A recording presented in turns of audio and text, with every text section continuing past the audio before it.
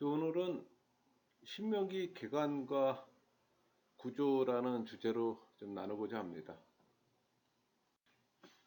신명기 기록은 그 출애굽 시대 말기인 BC 1407년 11월 이후로 추정들 합니다. 신명기 내용은 한마디로 그 모세 평지에서 그 모세가 자신의 죽음을 앞두고 이스라엘 민족에게 여호와 절대 신앙을 촉구하기 위해 행한 그 고별 설교와 또 모세의 죽음 등을 통한 출애굽 시대의 종결이에요. 여러분, 신명기는 토라의 다른 책들의 제목처럼 그 시작의 말로 되어 있어요. 이것이 말씀이다. 그러나 이제 탈무드에서는 율법의 반복으로 또 불렸습니다. 또 70역 셉타진트에서는 두 번째 율법으로 또 불리게 되고, 그러니까 제롬의 라틴 벌게티역에서도 그 두 번째 율법으로 불렀어요. 또 이를 기초로 영어 성경에서는 뉴로노미로 또 불리게 된 거고, 이게 보편적인 견해예요. 그런데 이 구조적 분석에 대한 견해는 다양해요. 그러니까 신명기가 이 출애굽에서 받은 그 율법을 이스라엘 백성이 유명민에서 가나안 땅에서 농경 생활로 변화될 것에 대비해서 맞게 기록되었다는 견해가 있어요. 또 레이기 중심으로 또 신명기를 바라보는 견해가 있고, 또 이에도 매우 다양한 견해들이 있습니다. 그러나 대체적으로 율법의 반복이라는 것은 공감이 있습니다. 신명기는 뭐 출애굽기, 레이기, 민수기의 내용을 반복하고 있는 것인가 하는 생각들을 많이 해요. 그러나 또 신명기 읽다 보면 왠지 모르게 같은 내용인 것 같지만 또 전혀 다른 느낌을 또 받게 됩니다. 그러니까 이것은 레이기와 이 신명기 차이가 뚜렷해서 느끼는 것일지도 몰라요. 레이기에는 그 하나님께서 모세에게 말씀하셨다라는 표현이 자주 등장하잖아요.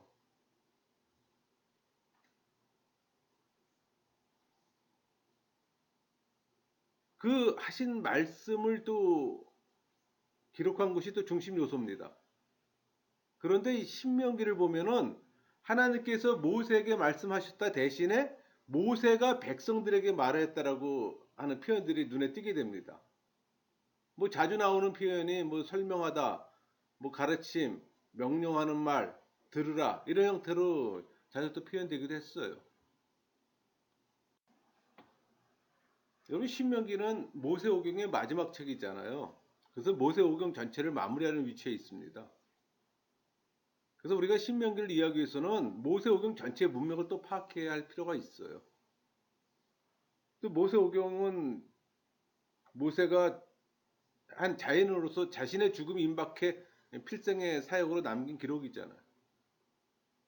그러니까 이 모세오경은 이스라엘을 위한 믿음의 근거와 또 생활의 규범이 될 수 있도록 태초부터 출애굽 광야 시대까지 구원의 역사와 또 하나님이 선민에게 선포하신 율법을 총망라하고 있습니다. 그러니까 모세오경 기록 당시는 이스라엘 민족이 유랑하던 아브라함의 후손이요. 또 한 400년 동안 애굽 노예에서 탈출을 했잖아요. 또 하나님과 신에서는 언약을 체결함으로 또 택한 백성으로 태동한 지 미처 한 세대도 지나지 않았던 선민 역사의 어떤 여명이라고 볼 수 있어요. 이제 40년의 광야 생활을 청산하고 하나님이 아브라함의 때부터 자신들의 조상들에게 주어졌던 이 언약 하나에만 근거해서 그 약속의 땅인 가나안을 정복하기 위한 전쟁 개시를 목전에 둔 격동기였어요. 그러니까 이 같은 상황에서 모세는 또 한 시대의 종료와 또 새 시대의 도래를 주시했던 겁니다. 이제 목숨을 건 정복 전쟁을 해야 할 백성들과 또 가나안 정착 이후에 선민 역사를 이어갈 이스라엘 민족의 어떤 후손들을 위해 또 성령의 어떤 그 영감을 받아서 또 편을 들었던 겁니다. 우리가 보통 출애굽기는 하나님과 동행하기 위한 기본 원칙과 장소를 표현했다면 레위기는 하나님과 동행할 자격에 대해서 또 표현했어요. 민수기는 동행하는 방법에 대해서, 그렇다면 신명기는 어떻게 이 동행을 지속할 수 있는지 그 원리에 대해서 말하고 있는 겁니다. 우리 신명기 5장 33절 너희 하나님 여호와께서 너희에게 명령하신 모든 도를 행하라. 그리하면 너희가 살 것이요 복이 너희에게 있을 것이며 너희가 차지한 땅에서 너희의 날이 길리라. 바로 이것이 원리 결과에 대한 요절이에요. 이렇게 명령을 지킬 수 있는 비결은 우리 신명기 6장 5절 너는 마음을 다하고 뜻을 다하고 힘을 다하여 내 하나님 여호와를 사랑하라 이렇게 기록하고 있잖아요. 그 말은 하나님과 동행하며 또 하나님과 이 백성들 간에 서로 주고받는 것에 대한 대화 이야기예요. 그러니까 백성들은 하나님께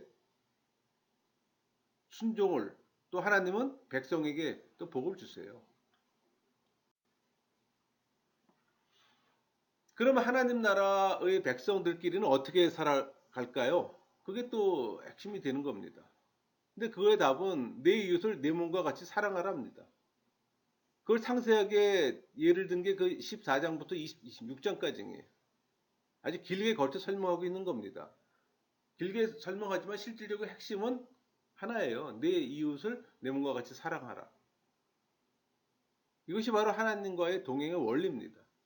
그래서 레위기에 대한 이 재조명보다는 출애굽기 20장에서 23장에 대한 재조명, 특히나 이 핵심 구절은 출애굽기 23장 20절에서 33절 거기 나온 이 명령과 약속의 성취를 위한 이 반복적인 설명으로 보는 것이 타당합니다.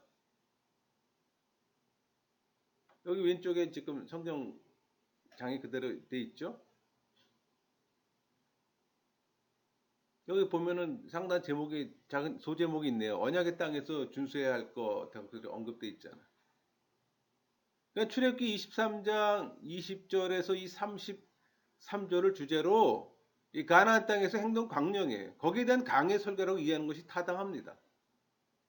또 이것은 신명기에 무려 147번이나 사용된 단어가 땅임을 또 우리가 알 수가 있어요.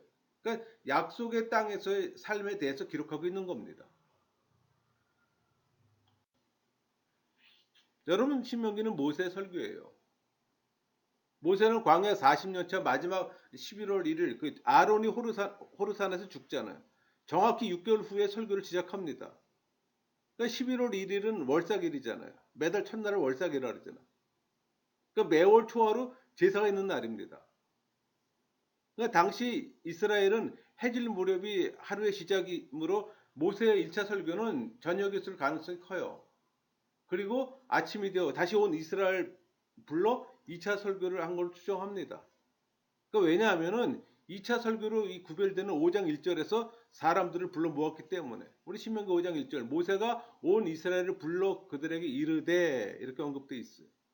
불러 모았다는 것은 1차 설교 후에 흩어졌다는 의미입니다. 그러니까 2차 설교 분량이 상당히 많아요. 그리고 3차 설교로 추정되는 27장부터 분량이 1차 때와 같이 그렇게 많지가 않아요. 그러나 이것은 단지 가정일 뿐입니다. 그러니까 여러 날에 걸쳐 말씀이 선포될 수도 있기 때문에 그러니까 우리는 이 설교를 차수로 나누는 것보다는 오히려 그 내용에 초점을 맞춰 분류하는 게 더 의미가 있다고 생각됩니다.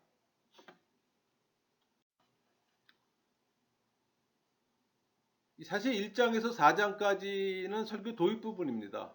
5장에서 26장까지는 설교 본문이 될 것이고 27장에서 34장까지는 결단의 촉구예요. 그렇게 세 개로 나눌 수가 있습니다.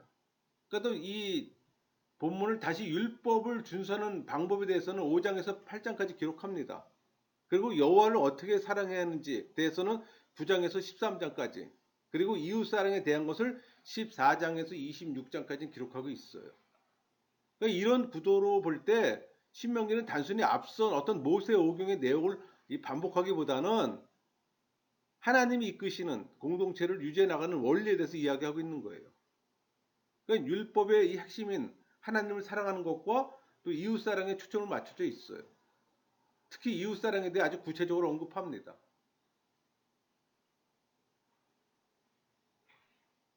이웃사랑이 약한 자들에 초점 맞춰져 있고 또 이를 위해서 예수님께서 가장 낮은 모습으로 오셔서 또 병자들을 고치시고 죄인들을 구속하신 당위성을 보여주고 있어요. 그리고 예수님께서 어떻게 율법의 완성이 되시는지를 보여주고 있는 겁니다. 여러분 18장 9절에서 14절을 보면은 가나안 민족이 가증함에 대한 관련된 내용이 나와요. 이 가나안 민족을 진멸하라고 명령하시면서 동시에 왜 그들의 우상 숭배나 가증함을 본받지 말라고 하신 걸까요? 진멸하고 나면 당연히 본받을 기회는 없을 텐데. 근데 여러분 여러 곳에서 그들의 우상 숭배에 대한 경고를 하고 있습니다. 근데 이는 하나님께서 이 가나안 족속을 즉시 멸하지 않으셨기 때문이에요. 그 기업으로 준 땅의 족속들을 들어가는 즉시 멸하게 되면 그 땅이 황폐하게 됐잖아요. 또 들짐승들로 가득 차게 될 것이고. 그 때문에 1년간의 유예 기간 동안 그들의 풍속에 물들지 않게 하기 위함이에요. 또 다른 측면에서는 또 하나님의 시험이기도 한 겁니다. 여러분 신명기에는 복이란 단어가 56번이나 나옵니다. 그리고 땅이란 단어는 147번이나 기록되어 있어요. 그 땅은 하나님께서 약속하신 언약의 땅과 연관이 있는 구절이에요. 왜 이렇게 많이 약속의 땅을 언급하고 있을까요? 이는 신명기가 바로 언약 성취의 마지막 단계를 눈앞에 두고 있기 때문입니다. 그러니까 언약의 첫 번째 내용으로 별과 같이 번성하는 것은 애굽 생활을 통해 이루어졌어요. 또 여호와께서 백성들의 하나님이 되어 주시는 것도 이 어떤 율법과 성막을 통해 또 이루어졌어요.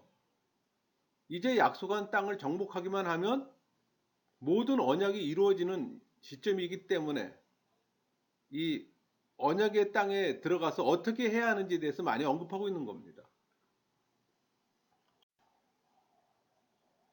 이 언약의 땅에서 복을 받는 방법과 저주를 받는 경우를 명확히 구분해 또 적시함으로 이 백성들의 결단을 또 요구하신 겁니다.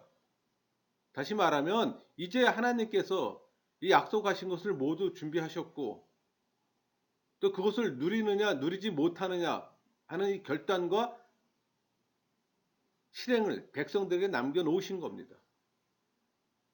하나님께서는 하나님 나라 백성들로 이 백성들을 강제로 끌고 가는 것이 아니라 함께 동행하기를 또 원하셨기 때문이에요. 이 동행을 통해 기뻐하는 또 백성들을 보시길 또 원하시고 또 그 모습을 통해 또 하나님께서도 기뻐하시길 원하시는 겁니다. 이것이 성도의 또 의무이자 또 특권이기도 해요. 여러분 이 모세오경 전반에 양대 핵심 내용이 있어요. 그게 선민 역사 형성 과정의 역사와 율법이에요. 그러니까 선민 형성 이 과정의 역사는 하나님께서 야곱의 12아들의 기원을 둔 이스라엘을 따로 구별해 지켜오신 내력입니다. 그러니까 그들의 조상이 애굽에 내려가게 된 과정을 또 430년간 애굽 억류했던 시간들 또 그리고 출애굽을 감행한 후 이 40년의 광야 생활을 마칠 때까지 전 과정을 하나님이 계속 주도하셨던 거예요. 또 이스라엘을 구속사의 전개를 위한 특별한 선민으로 또 태동시킨 역사가 전면에 제시되는 겁니다. 그리고 이제 이스라엘은 선민으로서 위로는 하나님을 경외하며 아래로는 모든 이방 민족들 앞에서 장자 민족의 역할을 다 해야 하는 거예요. 또 이를 위한 구체적 지침으로서 또 하나님이 직접 수여하신 율법이 각 문맥에 따라 자연스럽게 설명됩니다. 여러분 신명기는 이스라엘이 이제 정복 전쟁을 시작하기 앞서 머물렀던 그 모압 평지에서 시작됩니다. 그러니까 모세가 죽음을 앞두고 행한 이 고별 설교와 모압 평지 언약 체결, 또 모세의 각 대상별 유언과 사망 기사들을 또 기록한 책이에요. 그래서 이중 분량상으로 볼 때 80% 이상을 차지하고 있는 고별 설교는 총 3부로 구성되어 있습니다. 그러니까 출애굽 후 40년의 광해 여정을 회고하는 서론부,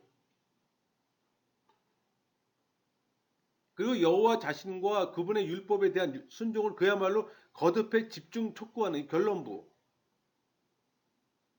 그리고 하나님께서 선민으로서 신앙과 삶의 기준으로 주신 이 율법들을 또 실생활에 적용되었을 때 각 분야별로 종합과 요약 제시된 가장 긴 본론부를 또 차지하고 있는 거예요.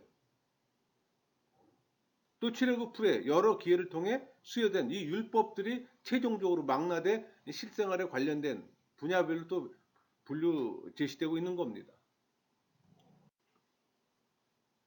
이 신명기는 출애굽 시대 말기 사건을 기록하고 또 출애굽 시대의 역사와 율법 전반을 망라해서 회고합니다.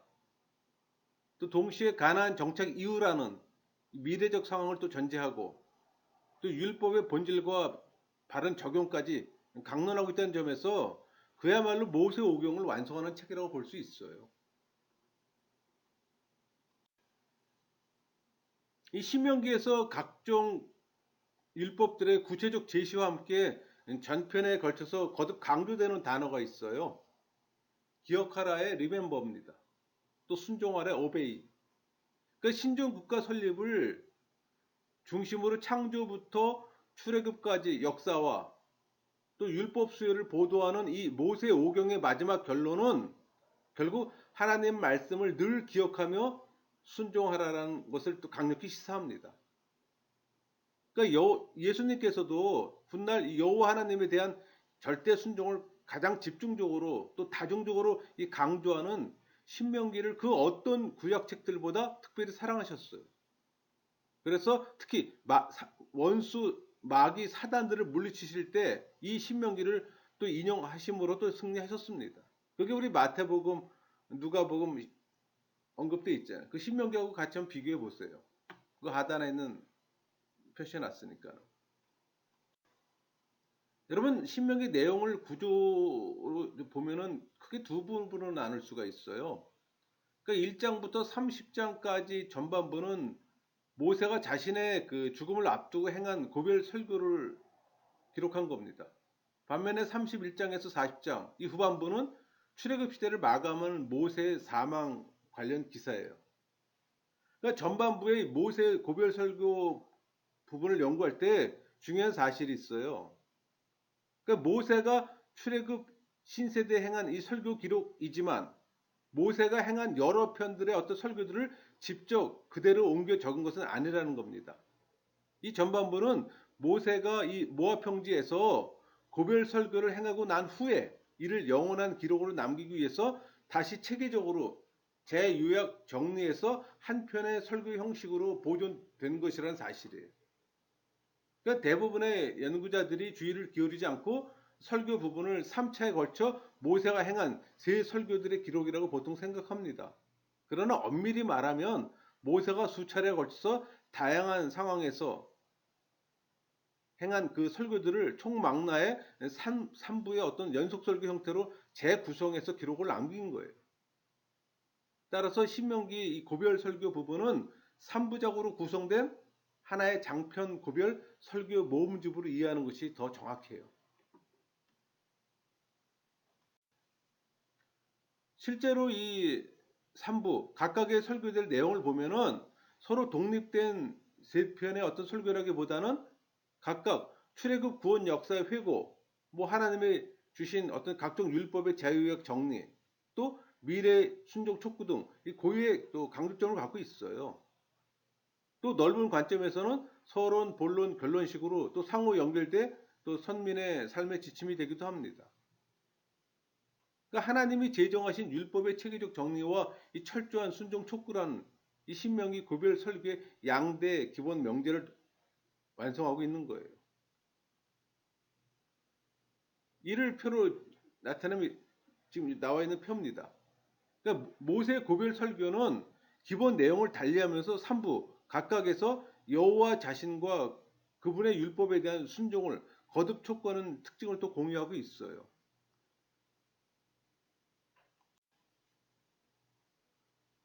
그러니까 각 문단별로 한 구절씩 순종을 언급한 부분을 제한 문단 자체가 순종 촉구로 일관해요. 그러니까 과거 광해 여정을 회고하는 일부에서는 4장에 또 율법 조항들을 구체적으로 제시하는 2부에서는 세부 조항들의 실제적 제시에 앞서서 6장, 7장에 걸쳐서 기록되어 있고 또 가나안 정착 이후 영원한 미래 순종을 촉구하는 3부는 27장에서 순종 촉구를 또 상징적 의식으로 보여주기 위한 또 두 의식을 먼저 지시한 후에 28장에서 말씀 순종 여부에 따른 또 축복과 저주를 강조합니다. 그러니까 3부뿐만 아니라 총 결론적으로 이 언약 체결 기사와 그에 따른 순종을 또 촉구함으로써 전체가 또 순종 촉구로 일관하고 있는 겁니다. 여러분 우리 보통 모압 평지 언약이라는 말 자주 듣잖아요. 근데 사실 이 모압 평지 언약은 새로운 내용의 언약이 아니에요. 다만 모압 평지에 있던 출애굽 신세대들이 언약의 주체가 됨을 강조하기 위해서 시내산 언약을 갱신해 체결한 겁니다. 그러니까 모압 평지 언약은 새로운 언약이 아니라 시내산 언약을 갱신해서 다시 재체결한 거라고 생각하시면 됩니다. 그러니까 처음부터 출애굽 신세대들의 어떤 새로운 각성과 자세, 정비를 위해서 체결한 겁니다. 그러니까 모세는 이 같은 모압 평지 언약을 그 체결 행위나 세부 내용이 아니라 그 결과 당연히 이스라엘이 하나님께 순종해야 할 의무와 이 당위성이 있음을 강조하는 차원에서 기록한 거잖아. 그러니까 자신의 그 고별 설교의 대미를 삼고 있는 거예요. 따라서 이 신명기 고별 설교의 양대 핵심은 율법 조항들의 어떤 구체적 제시와 그에 대한 순종 촉구예요. 이 둘은 서로 필연적으로 연결되어 있는 겁니다. 그러니까 율법 조항의 구체적 제시가 순종의 내용을 보여준 거라면 후자는 순종의 실천 촉구입니다. 그러니까는 이 전자가 구체적으로 제시된 것은 순종의 기준이 없으면 안 되고 또 후자가 거듭 강조된 것은 이론만 있고 실천이 없어서는 안 되기 때문이에요.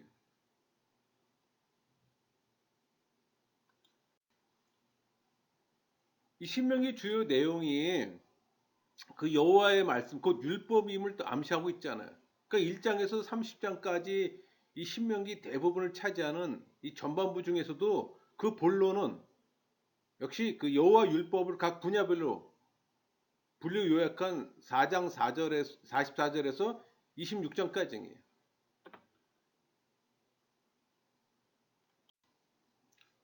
여러분들이 그 모세 오경을 읽게 되면 이제 율법이 전반적으로 이렇게 제시된 걸로 나타나잖아요. 근데 사실 율법이 단편적으로 제시됐던 겁니다. 그 중에서도 이 모세 오경에서 그 율법 전반이 집중 거론된 대표적인 부분들이 몇 군데 있어요.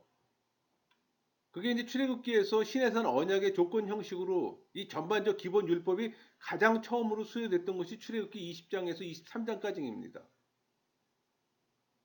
또 성막 건립 직후 성막을 중심으로 한 이 선민의 바른 삶을 규정하는 것이 레위기예요. 그리고 지금 우리가 나누는 신명기 모세 고별 설교 2부입니다. 그러니까 신명기 4장부터 26장까지죠. 그러니까 이것들을 비교해 보면 출애굽기와 레위기의 율법 기록의 경우에는 율법 조항 자체를 진술하는 성격이 강했어요. 반면에 신명기 고별설부 2부에 기록된 이 율법 기사의 경우는 율법 전반을 체계적으로 망라하되 율법 조항 자체뿐만 아니라 각 율법의 근본 의의에 대한 설명을 직접 간접적으로 간간히 곁들이고 있다는 게 다른 겁니다. 또 이것은 신명기 율법 기사들이 출애굽기나 레위기 율법 기사들처럼 단순한 어떤 규정의 기록 내지 진술이라기보다는 설명과 권면을 위한 어떤 설교라는 본질적 차이에서 기인하는 겁니다. 여러분 신명기는 광야 생활 도중에 수여됐어요. 그래서 이 원칙론적 율법을 기록하고 있는 출애굽기나 레위기 율법 기사는 하고는 달라요. 그러니까 가나안 정착 이후 일상생활의 유지라는 상황을 전제로 새로 수여되었습니다. 또 기존 율법 조항들을 새로운 상황에 적용시켜 또 새로운 유권 해석들이 담겨 있어요. 그 결과 이 신명기 율법 기사에는 출애굽기와 어떤 민수기 사이 율법 기록 부분과 중복되는 또 부분과 또 독창적 부분이 공존해요. 그 비율이 아마 50대 50이라는 것이 대부분 학자들의 견해입니다. 여러분 출애굽기와 레위기 율법 본문들은 뭐 도덕법, 지식법, 의식법 등 각 율법 조항들의 내용과 성격에 따라 분류되어 있어요. 반면에 이 신명기 율법 기사는 신앙생활, 뭐 정치, 사법, 또 일반 사회생활 등 율법 조항들이 실생활에 적용되었을 때 각 분야별로 분류 정리되어 있습니다. 그러니까 신명기 율법은 출애굽기에서 시작해서 민수기까지 분산 어떤 기록된 율법들의 내용을 한 곳에 모아 각 율법들이 실생활에 관련돼 분야별로 망라 요약한 겁니다. 그러니까 가나안 정착 이후라는 또 새로운 상황에서 어떤 적용과 해설까지를 곁들인 율법 조항들의 어떤 체계적 종합 요약판이라고 볼 수가 있는 거예요. 그러니까 우리가 모세 오경에서도 기존의 출애굽, 레위기, 민수기하고 다른 점들이 바로 그런 부분들입니다. 실생활에 적용에 들어가는 거예요. 왜? 이제 여호수아가 뒤에서 기다리고 있잖아요. 이제 정복해서 실제 가나안 땅에서 정착해야 되잖아요. 그러면 그 율법 자체가 실용성이 있어야 되는 거예요. 여러분 모세의 이 고별 설교를 기록한 신명기 전체의 80%를 차지하는 이 전반부에 이어지는 이 후반부는 그 모세 사망 사건을 핵심 축으로 해서 새로운 가나안 정복 시대가 목전에 이르렀음을 또 보도하면서 또 여호수아서로 또 연결되는 겁니다. 그러니까 후반부는 모세의 유언과 일종의 어떤 예언적 유언들 그리고 모세 사망 기사 또 여호사의 추모사 등 모세 죽음과 관련된 내용들로 구성되어 있어요. 그러니까 이스라엘 민족의 요단강 도하 직전에 발생한 이 모세 죽음은 한 시대의 종말과 또 새 시대 도래의 어떤 전환점이었던 거예요. 그러니까 죽음을 앞둔 이 모세의 고별 설교와 모세의 죽음을 핵심 내용으로 전개되어 온 것이 신명기입니다. 그러니까 신명기는 모압 평지에 있던 이스라엘 백성들에게 멀리는 태초부터 가까이는 출애굽 시대 동안 인도해 주신 여호와 율법에 대한 어떤 각성과 또 그 율법에 대한 순종의 자세를 또 재정비하게 된 겁니다. 그러니까 이스라엘은 가나안 정복 전쟁과 정착이라는 이 새로운 시대 상황에 대비시켜주고자 주어진 그야말로 광야의 말씀이에요. 그러니까 신명기의 메시지는 우리와 언제나 새로운 삶의 기로에 설 수밖에 없는 우리를 향해 울려 퍼지는 메아리입니다. 또 이 순간에도 또 역동적으로 살아 있어요. 말씀을 마치겠습니다.